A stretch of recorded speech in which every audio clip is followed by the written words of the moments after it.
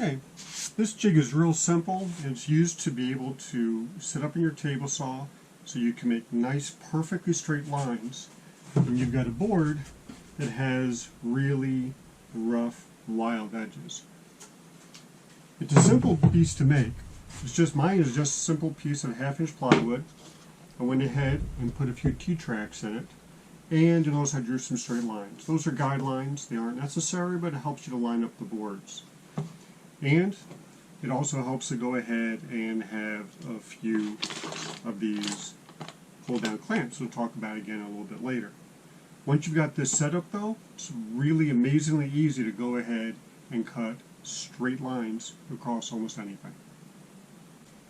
In order to set up the guide, first thing I'll do is I'll raise the blade and just line up the guide up against it. Then I move my fence up to the guide. I should make sure they can still slide, but I want to make sure that this is as close to the blade as possible without actually cutting into it.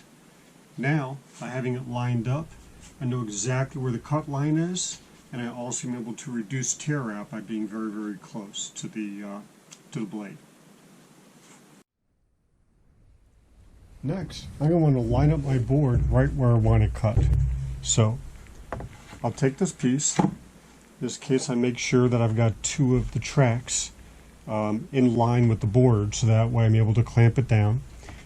And then I'll just line up and see, where do I want to cut? Where do I think the grain will be straight? I want to make sure that as much of the curved part as possible is off the edge, so that way I'm able to cut it and have nice solid wood right where I'm cutting it. After lining it up, I'll go ahead and take my clamps. These clamps are great. Bessie makes them. They are self-height adjusting clamps, and all I did was I went ahead and I mounted them to a piece of plywood, and I have a threaded insert in there, and I've got a nice simple 1/4-inch bolt. These bolts line up perfectly with the tracks, so I'm able to go ahead, slide it into place where I want it, and figure out where I want to clamp it. What I'm doing is I'm sliding it over to just where I think it'll be the cleanest. Lock it in. Same with the other side. It's also possible to go ahead and just go ahead and put a stop over on this side. But I personally like the clamps. I think it gives the greatest versatility. But of course, any way you want to do it with this thing, it's possible to put additional jigs on it or fixtures to hold whatever piece you're using. You can even screw it down if you want, if you know that you're going to be cutting out where the screw holes are going to be. Now that the board is firmly clamped down, I'll slide the guide right up to the blade. Make sure that the blade's high enough to be able to cut all the way through the board. Just a few extra teeth poking through the top. Once it's lined up, I'll back it back out, turn the blade on, and run it through the saw.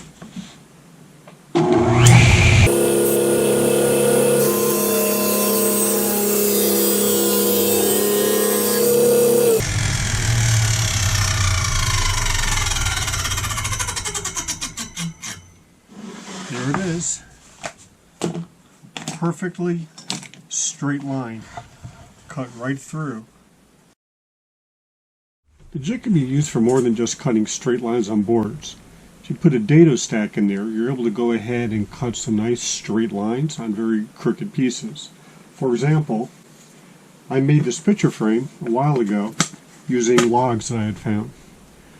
And on the back side of it, you'll notice that it's got really nice straight cuts with the jagged edge of the logs exposed through, so that from this side looks really good.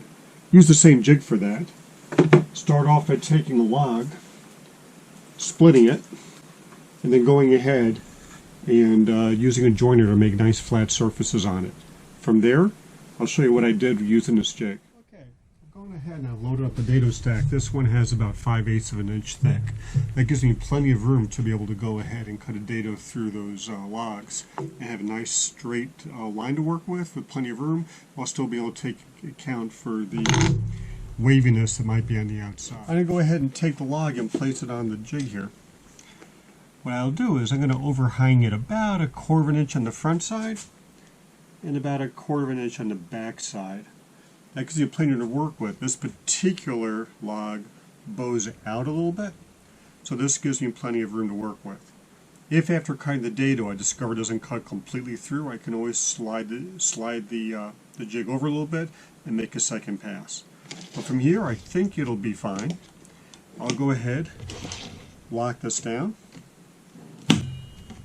It's not moving, and I'll be able to go ahead, start up the saw, and make the cut.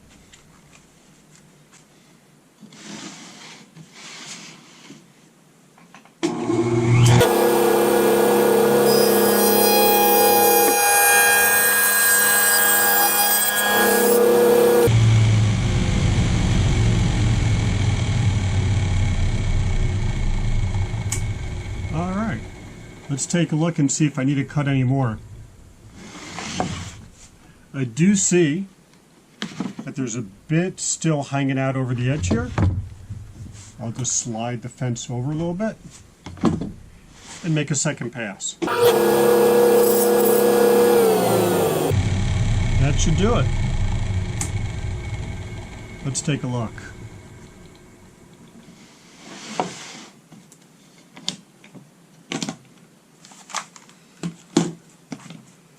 You see on the back side here, there it is.